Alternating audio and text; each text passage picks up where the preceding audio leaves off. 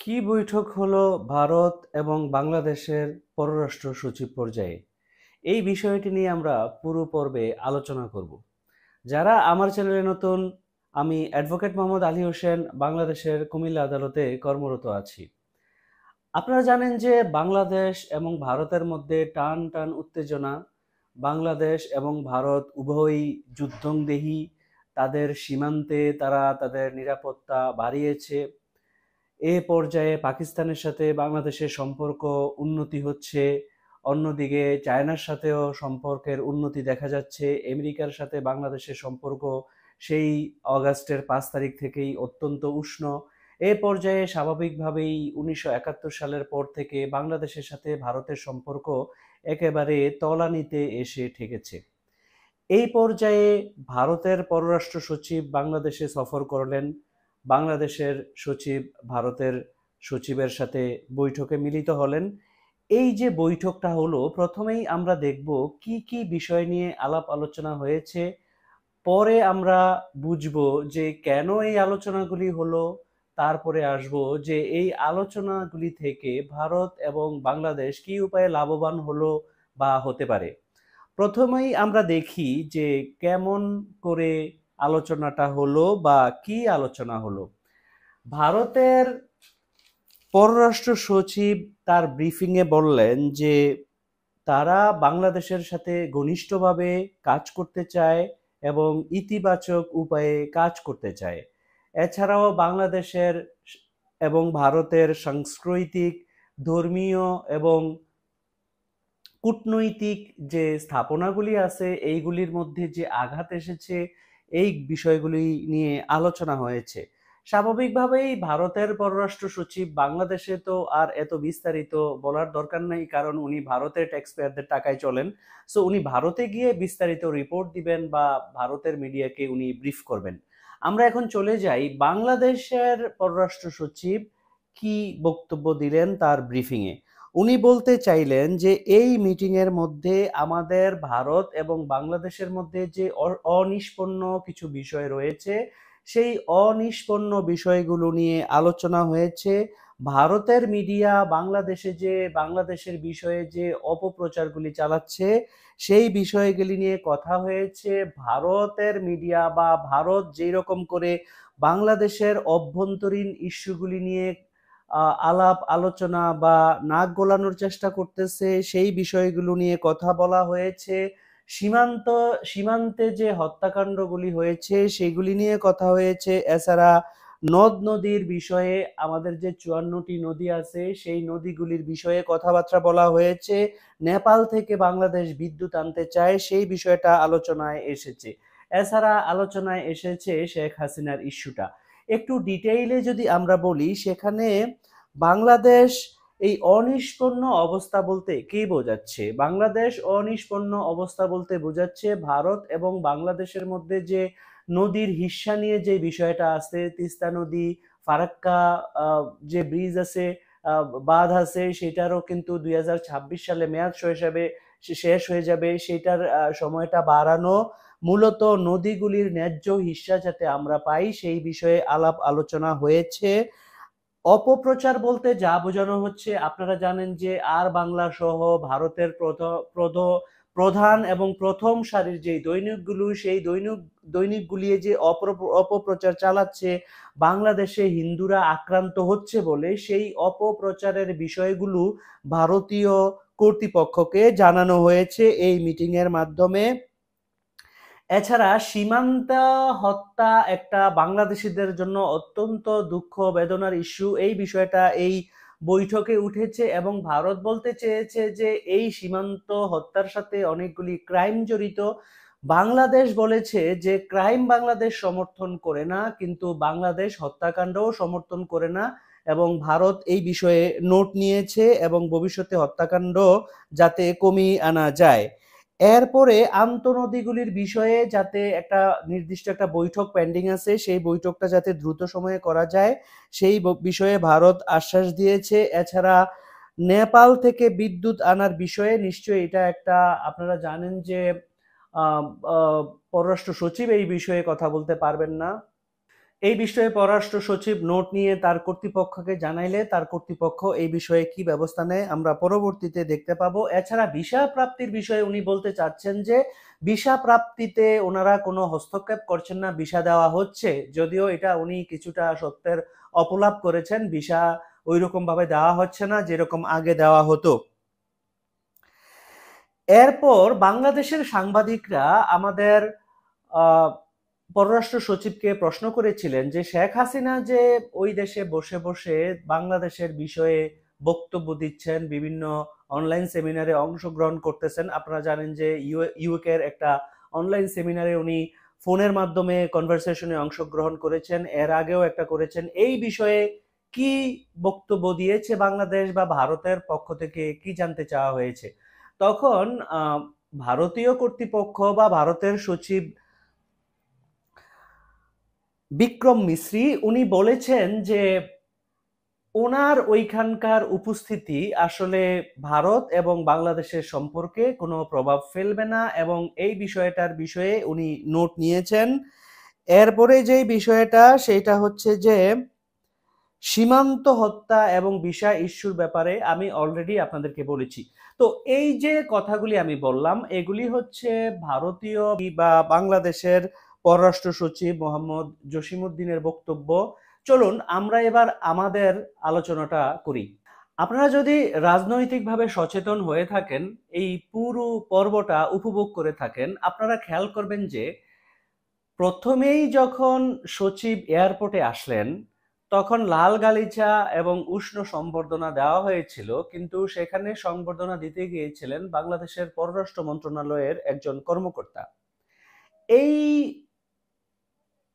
অভিনন্দন জানানোর পেছনেও একটা সলিড পররাষ্ট্র নীতি বা একটা বাংলাদেশের অবস্থান বোঝা যায়।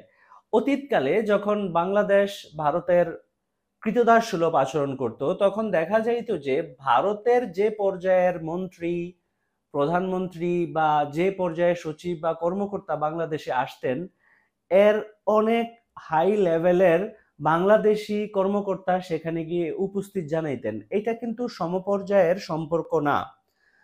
ভারত অনেক বড় দেশ হতে পারে, পরাশক্তি হতে পারে, কিন্তু বাংলাদেশ কিন্তু একটা সভরেইন কান্ট্রি বা স্বাধীন দেশ। ভারত বলে কথা না, সারা পৃথিবীতে যে কোনো দেশের যে কোনো পর্যায়ের কর্মকর্তা যখন বাংলাদেশে সফরে আসবেন তখন বাংলাদেশ অবশ্যই ওই অফিসারের লেভেলের একজন অফিসারকেই কিন্তু সংবর্ধনা দেওয়ার জন্য পাঠাবেন। এটা হচ্ছে প্রটোকল। কারণ যিনি আসবেন তিনি যত বড় কান্ট্রিরই হন না কেন তিনি কিন্তু ওই লেভেলের কর্মকর্তা। যেই লেভেলের কর্মকর্তা ওনাকে সংবর্ধনা দেওয়া উচিত বা রিসিভ করা উচিত সেই লেভেলের কর্মকর্তাকেই এয়ারপোর্টে পাঠানো উচিত। তো এই এই কর্মকর্তাকে পাঠানোর মাধ্যমে বাংলাদেশ একটা বার্তা দিয়েছে যে আমরা সাম্যতার ভিত্তিতে সম্পর্ক এগিয়ে নিয়ে যেতে চাই, নাম্বার ওয়ান। নাম্বার টু হলো উনি এসেছেন, উনি আসার পরে ওনার সাথে পারস্পরিক স্বার্থ সংশ্লিষ্ট যে চাহিদাগুলো একটা স্বাধীন দেশ হিসাবে যেমন করে ওনার কাছে চাওয়া প্রয়োজন, যেখানে দাবি আছে সেখানে দাবি করেছেন, যেখানে সহযোগিতা দরকার সেখানে সহযোগিতা দিয়েছেন, যেখানে পারস্পরিক স্বার্থ সংশ্লিষ্ট বিষয় সেইখানে কেমন করে বিষয়টা সমাধান করা যায় সেই বিষয়ে আলাপ আলোচনা করেছেন।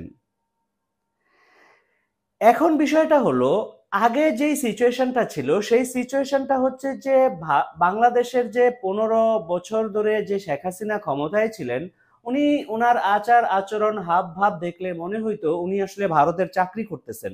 তো আপনি স্বাভাবিকভাবেই যখন একটা কোম্পানিতে চাকরি করবেন আপনার প্রতিষ্ঠানের ওনার বা প্রতিষ্ঠানের একজন কর্মকর্তা যখন আপনার সামনে এসে উপস্থিত হবেন আপনি কিন্তু আহ, নিজের স্বাধীন এবং নিজের একটা শক্ত অবস্থান ধরে রাখতে পারবেন না।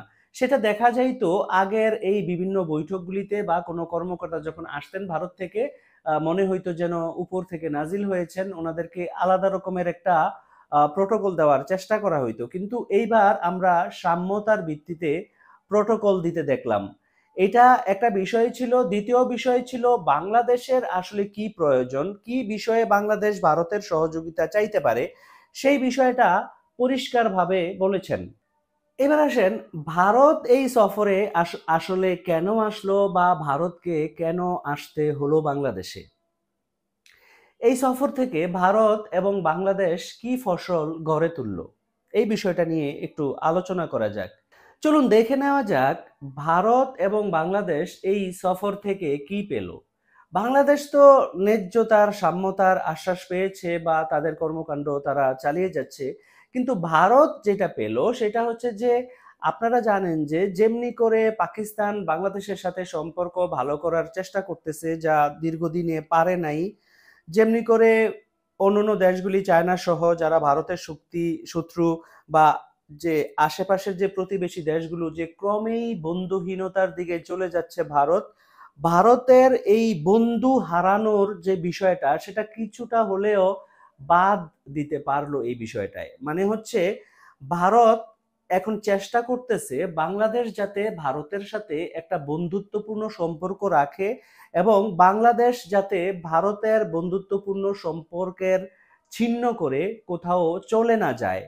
আর কোথাও যদি চলেও যায় তাতেও যাতে বাংলাদেশ ভারতের সাথে একটা বন্ধুত্বপূর্ণ সম্পর্ক রাখে, অন্যান্যদের সাথে সম্পর্ক রাখতে পারে, কিন্তু ভারতের সাথেও যাতে বাংলাদেশ সম্পর্ক রাখে। বাংলাদেশ কি পেল বন্ধুরা, সেটা হচ্ছে মিলিয়ন ডলার কোশ্চেন। বাংলাদেশ যেটা পেল সেটা হচ্ছে, ভারত যখন 5 আগস্টের পরে, যদিও পররাষ্ট্র পর্যায়ে কথা হয়েছে, উপদেষ্টা পর্যায়ে, যদিও মোদী সরকার বাংলাদেশের সরকারকে ফোন দিয়েছিলেন ডক্টর ইউনূসকে, কিন্তু ভারতের আচার আচরণ দেখে মনে হচ্ছিল বিভিন্নভাবে। আপনারা যদি দেখেন যে এই যে ভারতে মিডিয়াগুলির অপপ্রচার বা ভারতের পণ্য রপ্তানিতে বাধা বা ভিসার সুযোগ কমিয়ে দেওয়া, সীমান্তে হত্যা, বন্যার সময়ে পূর্বাভাস না দেওয়া, পানি ছেড়ে দেওয়ার সময় ইত্যাদি ভাবে ভারতের আচার আচরণ দেখে মনে হচ্ছিল ভারত বাংলাদেশকে একটা শাস্তি দিচ্ছে, হাসিনাকে কেন ক্ষমতা থেকে নামিয়ে দিল বাংলাদেশের জনগণ। কিন্তু ভারত এখন রিয়েলাইজেশন করা শুরু করেছে যে বাংলাদেশ ভারতের জন্য অত্যন্ত গুরুত্বপূর্ণ একটা দেশ। কেমন করে? বাংলাদেশের সাথে যদি ভারত সম্পর্ক না রাখে, তাহলে বাংলাদেশকে কোলে নেওয়ার জন্য অপেক্ষা করতেছে পাকিস্তান, চায়না সহ আরো অন্যান্য দেশ। এটা কিন্তু ভারতের পররাষ্ট্রনীতি বলেন, ভারতের আভ্যন্তরীণ নিরাপত্তা বলেন, ভারতের জন্য প্রচুর ক্ষতি। এরপরে আসেন, অন্যান্য যেই ক্ষেত্রগুলিতে ভারত বাংলাদেশ দ্বারা লাভবান হয়, বাংলাদেশও লাভবান হয়, সেই ক্ষেত্রগুলো কি? আপনারা জানেন যে ভারত বাংলাদেশ থেকে অনেক পণ্য দ্রব্য, বিলিয়ন বিলিয়ন ডলারের পণ্য দ্রব্য ক্রয় করে থাকে। বাংলাদেশিরা ভারতে ট্যুরিজমের জন্য যায়, বাংলাদেশিরা ভারতে চিকিৎসার জন্য যায়। ভারত এমন একটা পরিবেশ পরিস্থিতি সৃষ্টি করেছে, এবং ভিসার জন্য যায়, এমন একটা পরিবেশ পরিস্থিতি সৃষ্টি করেছে বাংলাদেশিরা যাতে এই দিকগুলি দিয়ে মানে অসুবিধায় পড়ে। কিন্তু এখন দেখা যাচ্ছে মূলত ভারতই নিজেরা মানে অসুবিধায় পড়ে যাচ্ছে। কেমন করে অসুবিধায় পড়ে যাচ্ছে?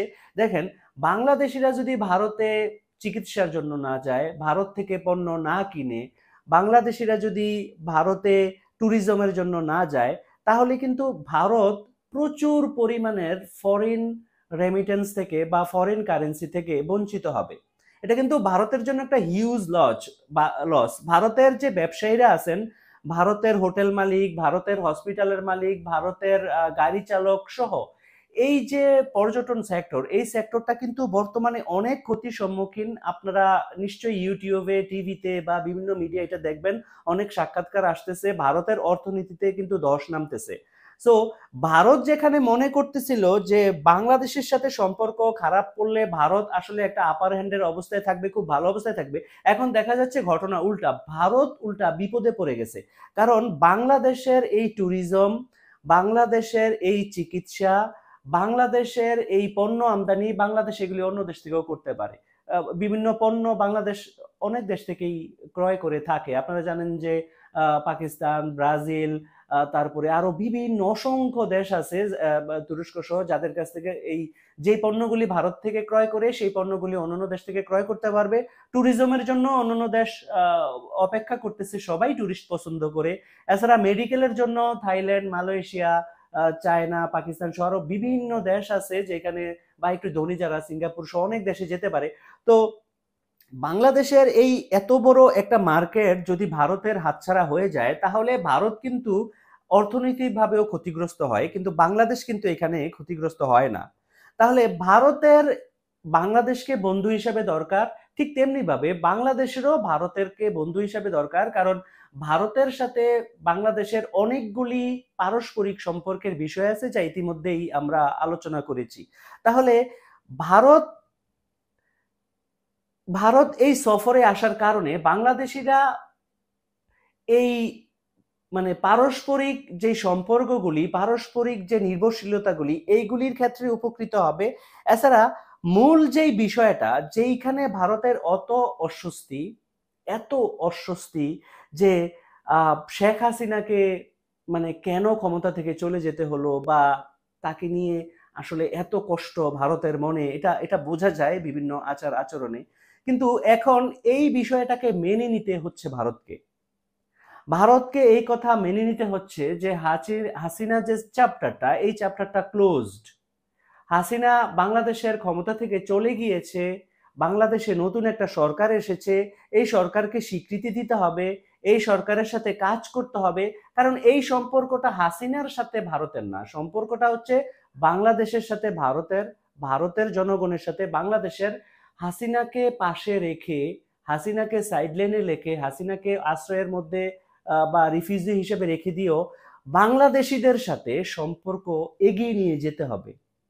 এটা ছিল এই সফরে বাংলাদেশের মূল প্রাপ্তি।